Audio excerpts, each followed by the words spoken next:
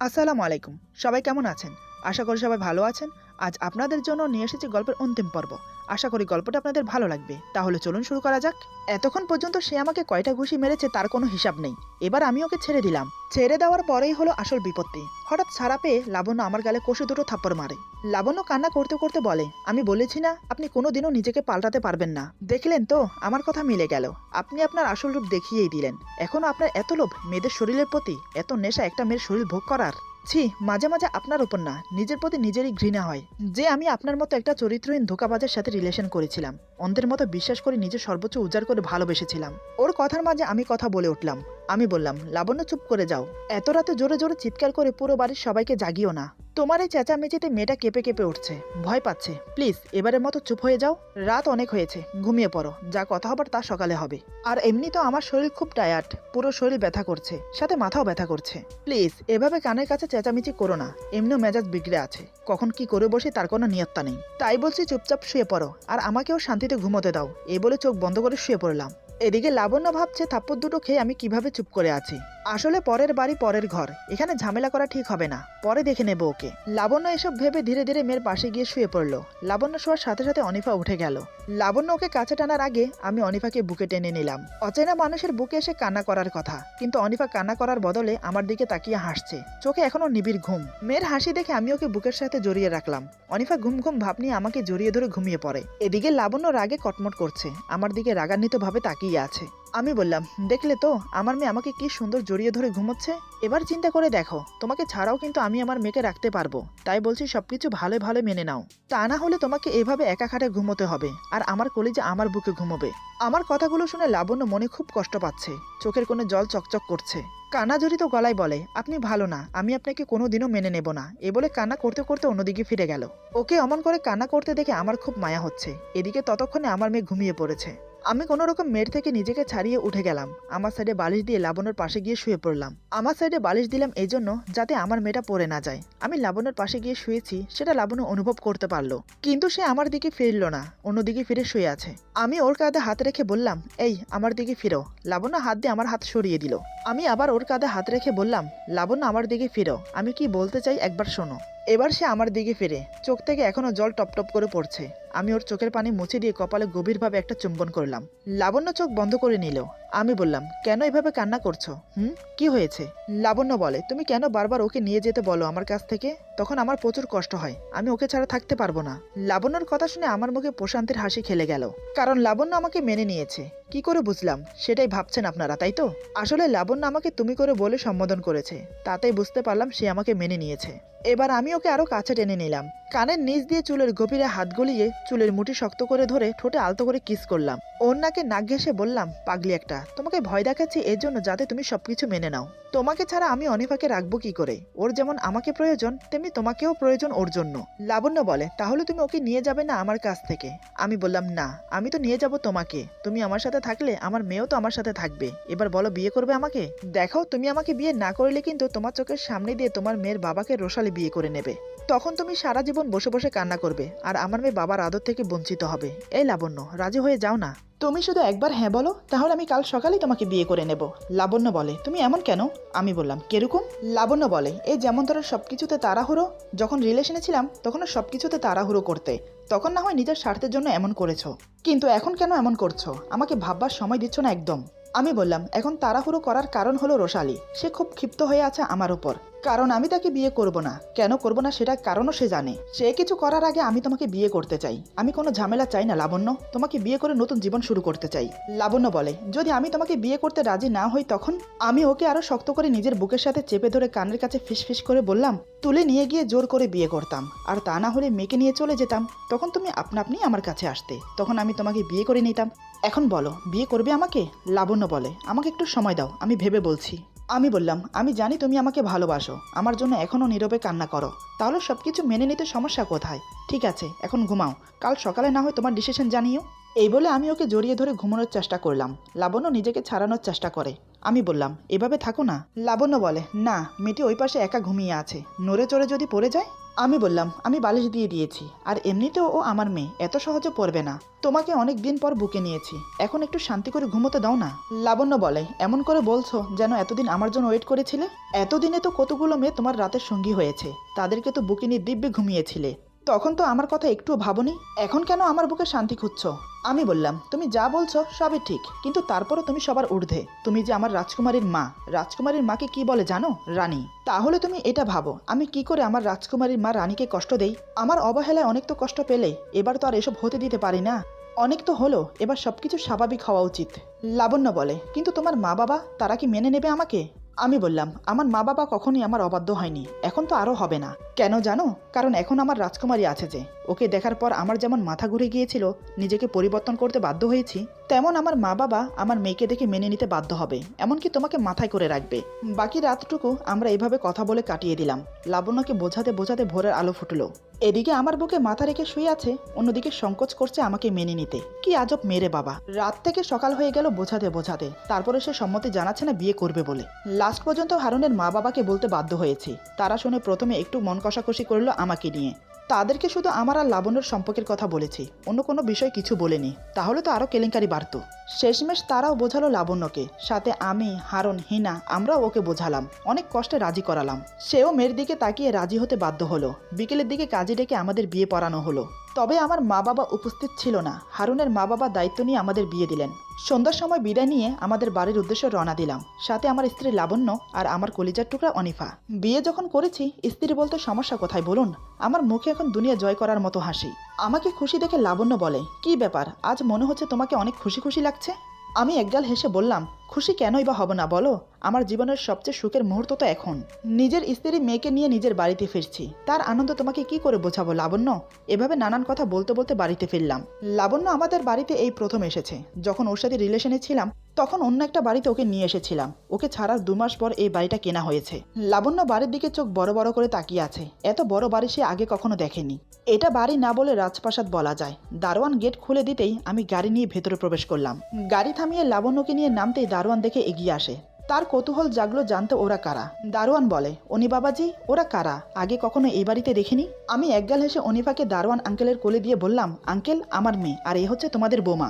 অনিফাকে কোলে নিয়ে দারোয়ান আঙ্কেল অবাক হয়ে যায় আমার কথা শুনে। একবার আমার মুখের দিকে তাকাচ্ছে, আরেকবার লাবণ্যর মুখের দিকে তাকাচ্ছে, আবার অনিফার মুখের দিকে তাকাচ্ছে। উনি যেন বিস্ময়ে অবাক হয়ে গেছে আমার কথা শুনে, মাথা চুলকিয়ে বলে, কিন্তু। আমি বললাম, তোমাকে পরে সব বুঝিয়ে বলবো, এখন আমরা ভেতরে যাই। দারোয়ান বলে, কিন্তু বাবাজি, ভেতরে তো তোমার সাথে যে মেয়েটার এঙ্গেজমেন্ট হয়েছে তার মা বাবা এবং সেই মেয়েটা এসেছে, তাদের হাবভাব দেখে তো ভালো ঠেকলো না। আমি মনে মনে ভাবলাম, যেটা ভেবেছিলাম সেটাই হলো, কিন্তু আমি তো ভয় পাওয়ার পাত্র না। আমি দারোয়ানের কথার উত্তর না দিয়ে আমার মেয়েকে কোলে নিয়ে লাবণ্যর হাত ধরে ভেতরে গেলাম। এদিকে দারোয়ানের কথা শুনে লাবণ্য ভয় পাচ্ছে, এখন কি হবে সেটা ভেবে। একসময় আমি লাবণ্যকে নিয়ে ভেতরে প্রবেশ করলাম। আমাদেরকে দেখে ড্রয়িং রুমে বসা সবাই উঠে দাঁড়ালো। সবাই বিস্ফারিত চোখে আমাদের দিকে তাকিয়ে আছে। এতক্ষণে নিশ্চয় মা বাবা শুনে ফেলেছে লাবণ্যর কথা। রোশালী নিশ্চয়ই বলেছে, না হলে ওর মা বাবাকে নিয়ে এখানে হাজির হতো না। তার চেয়ে বড় কথা, আমার সাথে লাবণ্যকে আর অনিফাকে দেখে রোশালীর চোখ ছানা বড়া হয়ে গেছে। তার মনে নানান প্রশ্ন উকিঝুঁকি মারছে।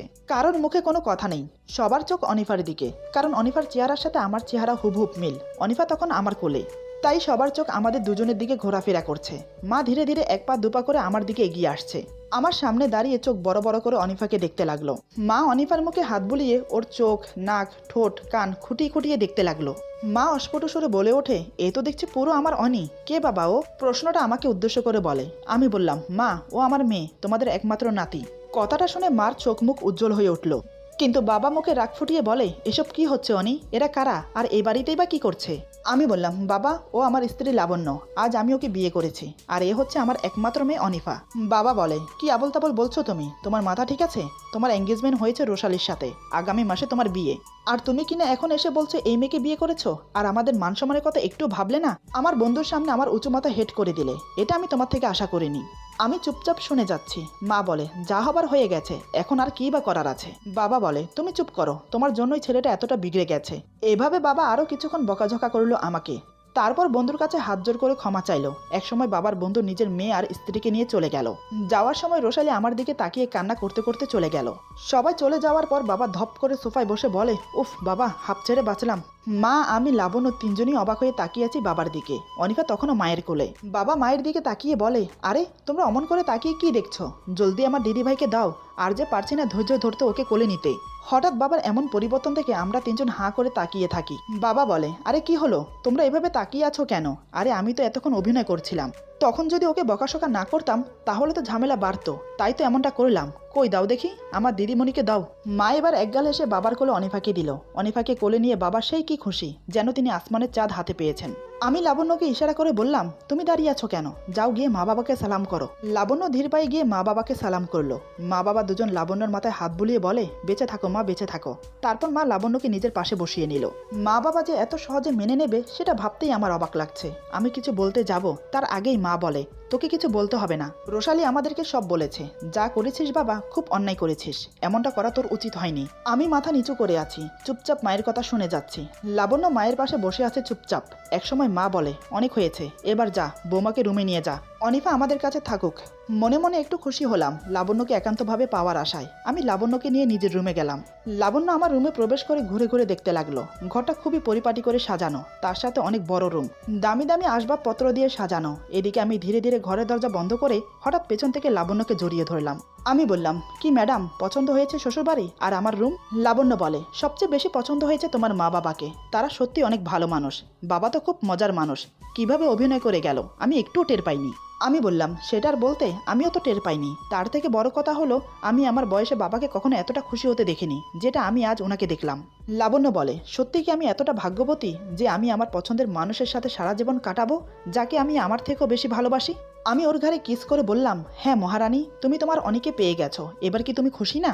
লাবণ্য বলে, কিন্তু তারপরও ভয় হয় জানো, যদি তুমি আবার অন্য মেয়েদের আসক্ত হয়ে পড়ো তখন আমার কি হবে? আমি বললাম, এই ফালতু কথা বলবে না। আগে যা ছিলাম, কিন্তু এখন আমার স্ত্রী আছে, মেয়ে আছে।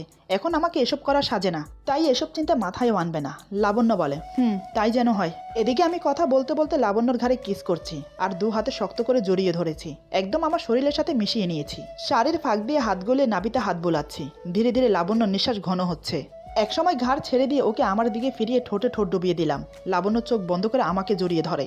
ভালোবাসার ছোঁয়া এঁকে দিতে লাগলাম এক এক করে। উত্তেজনায় লাবণ্য থরথর করে কাঁপছে। আমি ওকে কোলে করে নিয়ে বিছানায় শুয়ে দিলাম। লাবণ্য বাধা দেয়। লাবণ্য বলে, এখন না, যে কোনো সময় মা বাবা ডাকতে পারে, পরে না হয় যা করার করবে। কে শুনে কার কথা?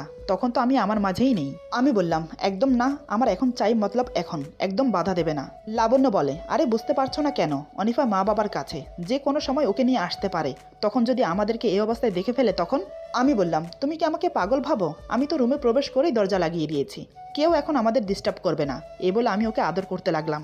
এভাবেই বেশ কিছুদিন কেটে গেল। মা বাবাকে লাবণ্যর ব্যাপারে সব খুলে বললাম। সব কথা শোনার পর মা বাবা আমাকেই দোষারোপ করলো। এটাই স্বাভাবিক, অন্যায় যখন করেছি কথা তো শুনতেই হবে। মা বাবা খুব সহজেই লাবণ্যকে মেনে নিল। এত সহজ হতো না বটে, সব সম্ভব হয়েছে আমার মেয়ের জন্য। সেই যে অবিকল দেখতে আমার মতো, অস্বীকার করার কোনো প্রশ্নই আসে না। তার উপর আমার মেয়েটা হয়েছে আমার মতো কিউট মিষ্টি দেখতে। এর বেশ কিছুদিন কাটানোর পর আমাদের বিয়েটা আবার ধুমধামের সাথে হলো। সবকিছু ঠিক আগের মতো হয়ে গেল। লাবণ্যর মা বাবাও লাবণ্যকে নিতে এসেছিল, কিন্তু লাবণ্য যেতে চায়নি। তারপর আমরা সবাই মিলে বোঝালাম। এক পর্যায়ে মেনে নিতে বাধ্য হলো। এখন আমরা সুখে শান্তিতে বসবাস করছি। এভাবেই পূর্ণতা পেল আমার ভালোবাসা। এই গল্প এখানেই সমাপ্ত হলো। এসব রোমান্টিক গল্প লিখতে গেলে আমার বাস্তব জীবনের অনেক অভিজ্ঞতা মনে পড়ে। তবে আমার সাথে হয়নি, অনেকের সাথে হয়েছে, নিজের চোখে দেখেছি। আচ্ছা, ভালোবাসা বলতে কি বোঝেন আপনারা? আমি তো ভালোবাসা বলতে বিজনেস বুঝি। ভালোবাসা তো ভালোবাসা না, ভালোবাসা নিয়ে বিজনেস হচ্ছে আজকাল, যেটা আমার ধারণা, সেটাই বলবো আজ আপনাদেরকে। আমার কথাগুলো কতটা সঠিক কমেন্টে জানাবেন প্লিজ। আমি মেয়ে হয়ে কিন্তু একটা মেয়ের দোষ দিতে পারি না, কিন্তু যেটা সত্যি সেটা বলতেও পিছুপা হই না। আজকাল সমাজে এই জিনিসটা রানিংয়ে চলছে, ভালোবাসার বিজনেস। ছেলেরা মেয়েদেরকে ভালোবাসে তাদেরকে ইউজ করার জন্য, আর মেয়েরা ছেলেদেরকে ভালোবাসে তাদের পকেট মানির জন্য। আজকাল আর আগের মতো ভালোবাসা নেই। আগে একটা চকলেট দিয়েও কিন্তু ভালোবাসা হতো, আর এখনকার যুগে একটা ডায়মন্ড রিং দিলেও ভালোবাসা টেকে না। কি অদ্ভুত! আগে একটা ছেলে মেয়ে প্রেম করলে লুকিয়ে লুকিয়ে রাতের অন্ধকারে নির্জন জায়গায় গিয়ে দেখা করতো। তবে কথা বলতো দূরত্ব বজায় রেখে। চারিপাশ অন্ধকার থাকলে ছোট টর্চলাইট মেরে ভালোবাসার মানুষের মুখ দেখে পরিশান্তির তৃপ্তি পেত। যখন ইচ্ছে করতো একটু হাত ধরার, তখন অনেক সংকোচ করে বলতো, তোমার হাত একটু ছুঁয়ে দেখি। মেয়েটি ভালোবাসার মানুষের আবদার রাখতে হাত বাড়িয়ে দিত। ছেলেটি একটু ছুঁয়ে তৎক্ষণাৎ ছেড়ে দিত। একটা পবিত্রতা ছিল ভালোবাসায়। আর এখনকার ভালোবাসা কি বলবো, চোখের সামনেই তো দেখছি কত কিছু। রাস্তার মাঝখানে দাঁড়িয়ে হাজার মানুষের সামনে জড়িয়ে ধরে কিস করতেও দ্বিধাবোধ করে না, বলার সাথে সাথে রুমডেট করতেও বিবেকে বাঁধে না। এ হচ্ছে আজকাল সমাজ, একজন দোষ করে আর বদনাম হয় হাজারটার। তবে আছে, হাজারের মাঝেও দুই একটা ছেলে মেয়ে ভালো আছে। আচ্ছা, আপনারা কমেন্টে বলুন, সত্যি কি সত্যিকারের ভালোবাসা আছে? আমি তো বলি আছে। সেটা হলো নিজের আল্লাহর প্রতি, নিজের রাসূলের প্রতি, নিজের পিতা মাতার প্রতি, নিজের স্বামীর প্রতি আর নিজের সন্তানের প্রতি। যাই হোক, এই মাসের শেষে আগামী মাসে পবিত্র মাহে রমজান। এই একটা মাস ইবাদতের মাস, তাই রমজান মাসে কোনো ভিডিও ছাড়তে পারবো না। রমজান মাসে খুবই ব্যস্ততার মাঝে সময় কাটে। আমি জব করি, জবের পাশাপাশি ঘর সামলাতে হয়, তারপর রমজান মাস, তাই খুবই ব্যস্ত থাকবো। সারাদিন রোজা রেখে কাজ করে রাতে আর ইচ্ছে করবে না ভিডিও বানাতে। আর এমনিতেও রমজান মাসকে সবকিছুর সাথে স্যাক্রিফাইস করতে চাই না, একান্তভাবে কাটাতে চাই রমজান মাসটা। রমজান মাসটা গ্যাপ থাকবে। সবাইকে জানাই মাহে রমজানের অগ্রিম শুভেচ্ছা। আর হ্যাঁ, আরেকটা কথা, অনেক তো শুনলেন রোমান্টিক আর ইমোশনাল গল্প, এবার না হয় হয়ে যাক একটা হাসির গল্প। কি বলেন সবাই? কমেন্টে জানাবেন। এরপরে আসছে হাসির গল্প, আশা করি সেই গল্পটাও আপনাদের ভালো লাগবে। আজকের গল্প এখানে সমাপ্ত। সবাই ভালো থাকবেন, সুস্থ থাকবেন। আল্লাহ হাফেজ।